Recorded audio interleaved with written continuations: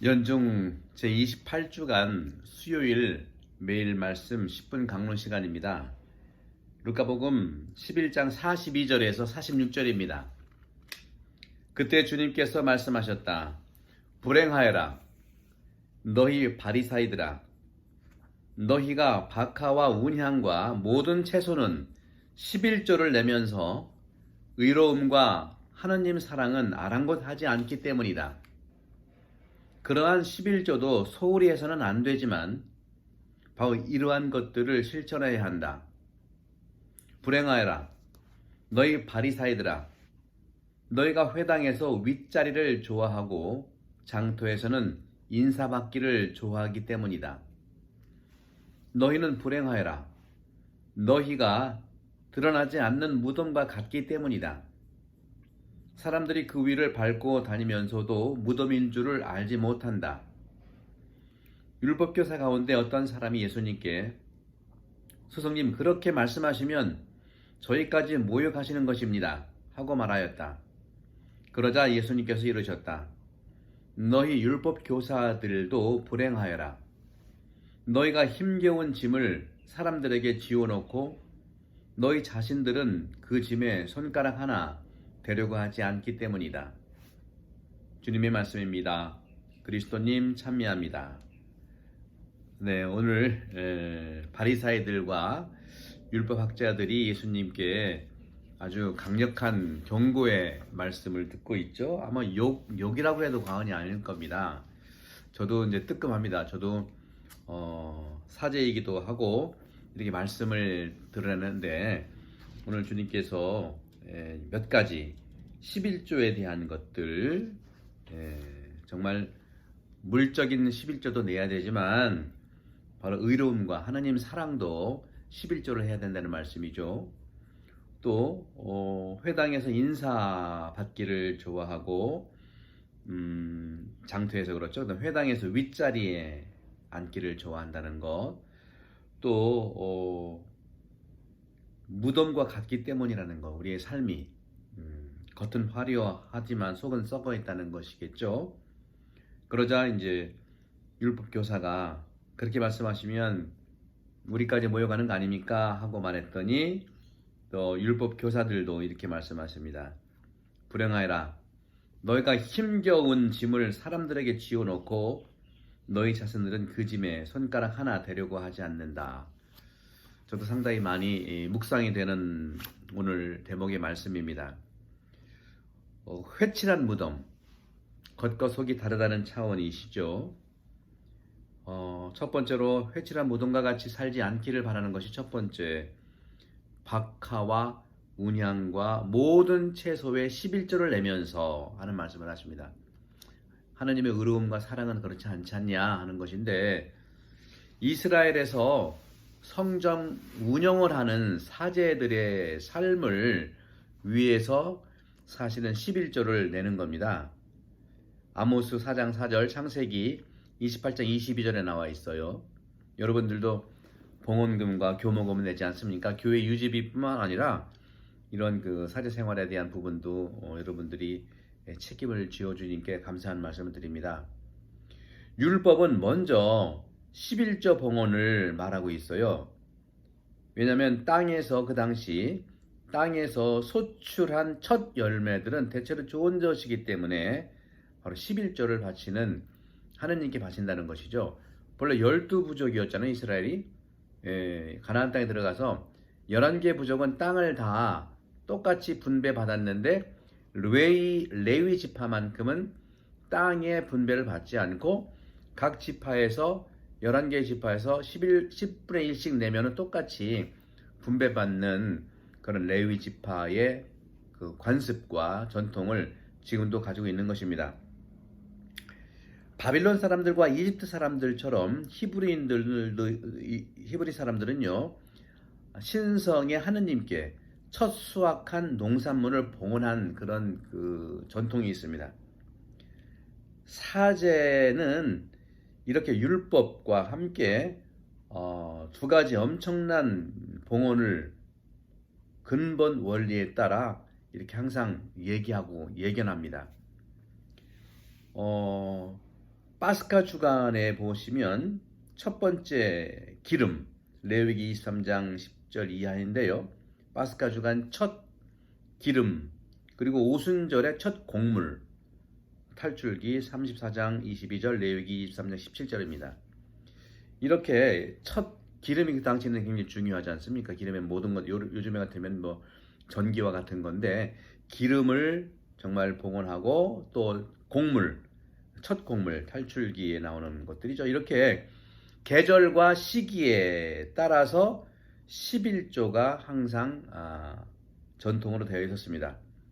예를 든다면 각각의 11조 부분을 봉헌하는 그 지침서가 나와 있고, 그 지침서에서는요, 성직자의 생활 유지를 위해서 수입처가 된다고 하는 그러한 그 기록도 있는 것이죠. 세금에 있어서 정확하게 또 분명하게 납세를 요구하는 군중들, 그들의 어떤 세금으로 우리가 살아가는 것이지 않겠습니까? 나라도 역시 마찬가지예요. 국민들 세금을 내므로써 공무원들이 살아가는 것처럼요. 그런 점에서 이 세금을 내는 그런 이 군중들, 백성들, 그들은 여러 가지 오류와 책략으로부터 정말 그 벗어나기 위해서도 정확한 이런 그 세금을 냈다는 것이죠. 소유한 것을 가지고 있는 관례에 따라서 봉헌한다는 측면이 나눔이라는 것이죠. 바리사이들이 그렇게 좀 돈 문제에 대해서는요, 재정에 대해서는 그렇게 용의 주도했었어요. 예수님께서 그들을 책망한 이유가 바로 여기에 있는 겁니다. 왜냐하면 납세라든가 돈이라고 하는 것은요, 그들에게, 바리사이들에게 목적 자체였기 때문입니다. 예수님 당시 왜 예수님께 성전 종화를 했겠습니까? 그 예루살렘 성전을 중심으로 해서 콤미셔널이 상당했거든요. 봉헌물도 그렇고요. 또 그리고 그 헌금도 바꿔서 환전을 하게 되어 있었죠. 거기에 나온 수익금이 얼마나 많았습니까?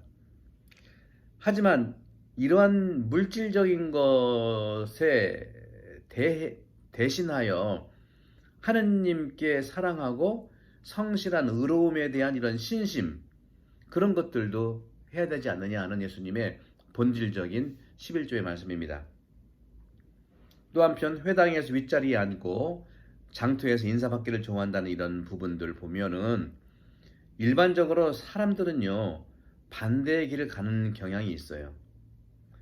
저도 이제 성당에서 보게 되면 앞에부터 앉는 그런 경향들이 조금 부족하고 늘 뒤에서부터 앉는, 한국 사람들 그런 것 같지만 사실 외국도 그런 경향이 있습니다. 교회 안에서도 숨겨진 구석에 또는 마지막 자리에 이렇게 앉는 경향도 있습니다. 아름다운 것은 아니지만 바로 그리스도인들은 바로 떳떳하게 각자의 신앙을 부끄러워하지 말고 정말 여러분들이 앞자리에 앉아야 되고 저 같은 성직자나 이런 분들은 뒷자리에 앉아야 되지 않냐, 그런 예수님의 해석으로도 볼 수가 있겠습니다. 당당해지시다 하는 것이죠. 우리 교우분들 당당해지셔서 앞으로 좀 오셔서 여러분들이 주인이지 않습니까? 하지만 공개적으로 기도를 하는 것, 이것도 역시 좀 과장된 듯한 모습도 없지 않아 있어요. 그리스도께서 우리를 숨어 계신 아버지에게 기도할 것을 초대하고 있기 때문에 여러분들 기도를 정말 아버지께 드리는 차원에서는 우리가 11조 뿐만 아니라 회당에서 앞자리에 앉아서 주님께 봉헌하는 차원을 말씀드리고 싶어요. 기도에서 우리가 정말 빼먹지 말아야 되는 건 두 가지 중요한 점이 있거든요.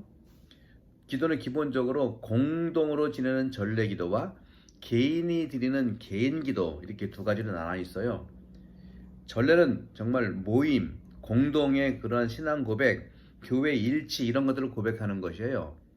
하지만 기도는 하느님과 하는 대화이기 때문에, 의사소통이기 때문에 사적일 때가 더 본질적인 그런 대화 기능을 할 수가 있는 겁니다. 따라 여러분들이 성당 안에서 정말 미사 성제 공동 그 기도 외에는요, 정말 사적으로 오셔서 하느님과 깊은 대화를 나누시기를 바랍니다.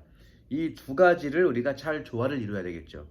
사적인 기도는 공적인 전례 외에 해야 될 것이고, 공적인 전례 때 사적인 전례의 차원들은 좀 내려놓으시고요.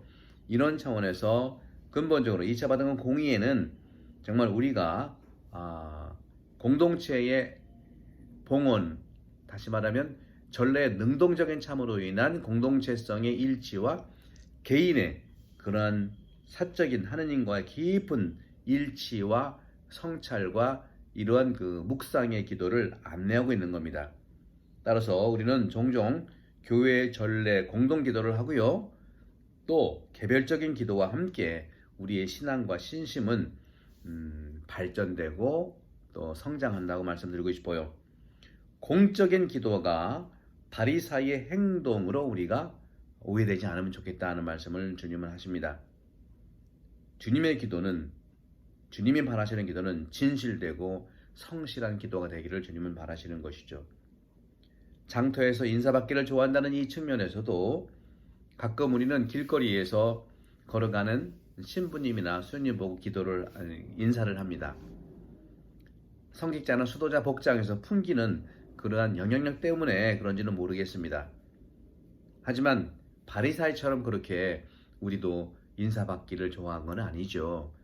존중하는 차원은 저희들도 인사를 하고 그렇습니다.